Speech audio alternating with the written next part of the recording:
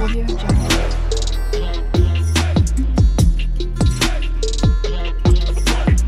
Audio Jungle.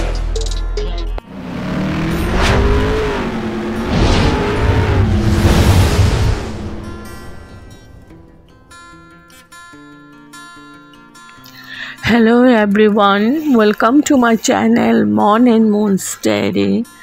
আশা করছি তোমরা সবাই খুব ভালো আছো। আজ আবারও চলে এলাম একটা নতুন রেসিপি নিয়ে। আজকে আমি বানাতে চলেছি শুধুমাত্র দুটি মশলা দিয়ে মাত্র 5 মিনিটে চটজলদি একটা পাবদার রেসিপি। তো তাহলে চলুন দেখে নেওয়া যাক আমি কিভাবে এবং কোন পদ্ধতিতে বানিয়ে নিচ্ছি। এই গরমের মধ্যে কম মশলা দিয়ে একদমই কম মশলা দিয়ে বানিয়ে ফেলবো এই পাবদা মাছের রেসিপি। তো কি করে বানাচ্ছি পুরোটাই শেয়ার করব, সাথে থাকুন, পাশে থাকুন।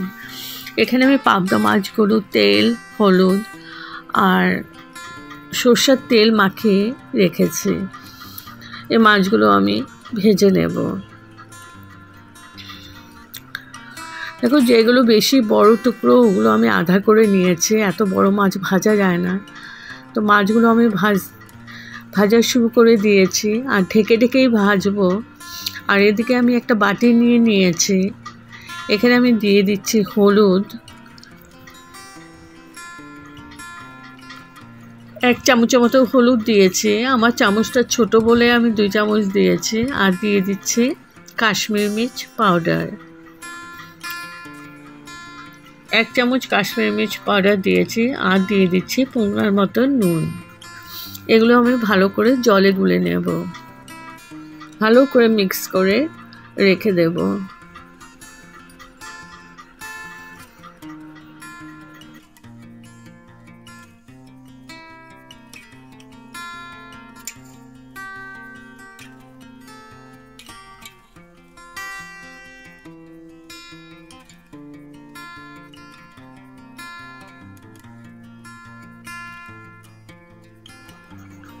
তো ভালো করে গুলে নিয়েছি মশলাটাকে, যাতে কোনো লাম্পস না থাকে, এভাবে গুলতে হবে। আর এদিকে আমি কড়াই বসিয়ে দিয়েছি, সরষের তেল দিয়ে করব। তো সরষের তেল গরম হয়ে গেছে, এখন আমি কালো জিরে ফোড়ন দিয়েছি। কালো জিরেটা ভালো করে ভেজে নিচ্ছি।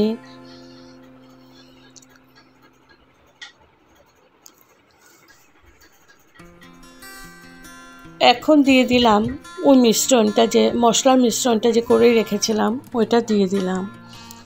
এবার আমি ভালো করে কষিয়ে যতক্ষণ না তেলটা সেপারেট হচ্ছে আমি এটাকে ভালো করে নাড়াচাড়া করে কষিয়ে নেব।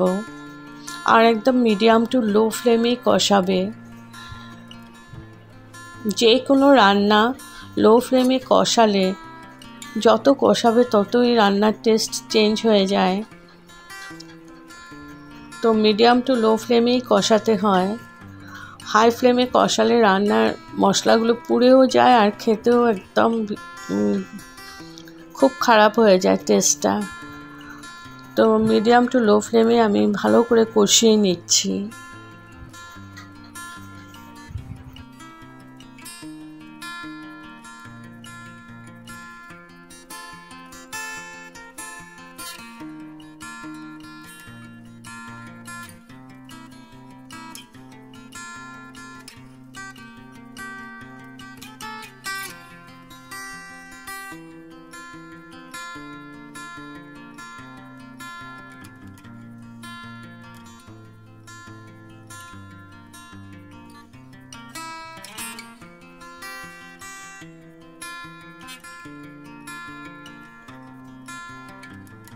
তো ভালো করে কষিয়ে নিয়েছি।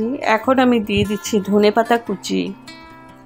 এখন ধনেপাতা কুচির সাথেও 3-4 সেকেন্ড আমি ভালো করে নাড়াচাড়া করে এটাকে ভালো করে রান্না করে নেব।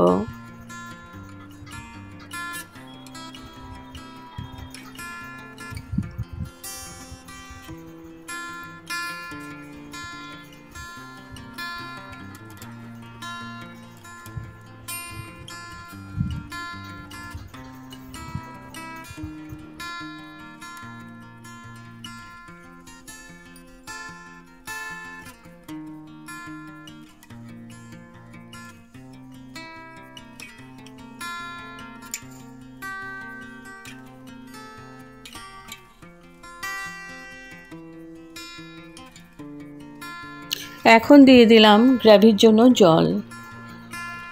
তো জলটা তোমাদের যতটুকু প্রয়োজন অতটুকুই দেবে।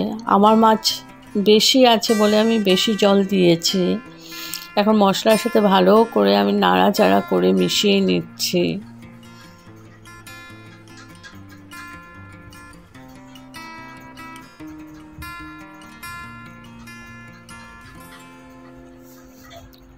মিশিয়ে নিয়ে এখন আমি ঢেকে রাখলাম 5 মিনিটের জন্য। তো 5 মিনিট পর তুলে নিলাম। গ্রেভিটা আমার ফুটে উঠেছে। এখন আমি ভেজে রাখা মাছগুলো দিয়ে দেব।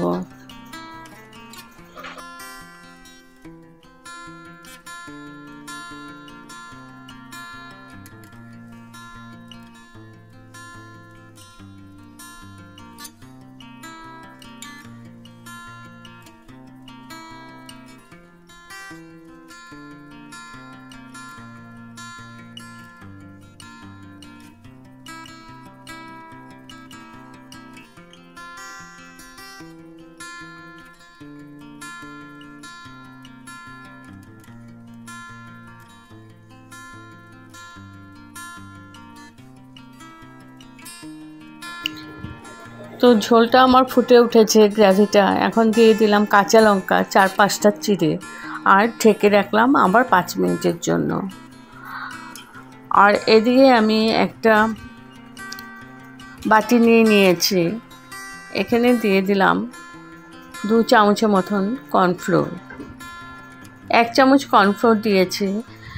এখন আমি এটাকে জল দিয়ে ভালো করে গুলে নেব। তো ভালো করে গুলে নিয়েছি।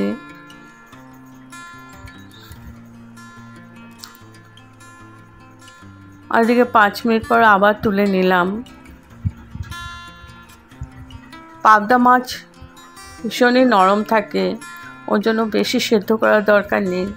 এখন আমি এখানে দিয়ে দিলাম কর্নফ্লোরের জলটা, কর্নফ্লোরটা দিয়ে দিলাম যেটা গুলে রেখেছিলাম। তো ঝোলটা আমার একটু ভারী হবে, মানে ঠিক হবে, এতটা পাতলা থাকবে না। আবার ঢেকে আমি 3-4 মিনিটের মতো রেখে দিয়েছিলাম হাই ফ্লেমে। তো 3-4 মিনিট পর তুলে নিলাম।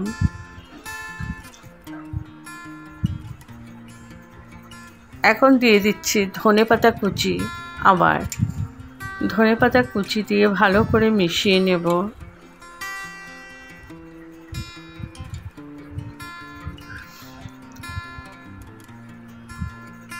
খুব কম উপকরণে বানিয়ে ফেলতে পারো এই পাবদা মাছের ঝোল।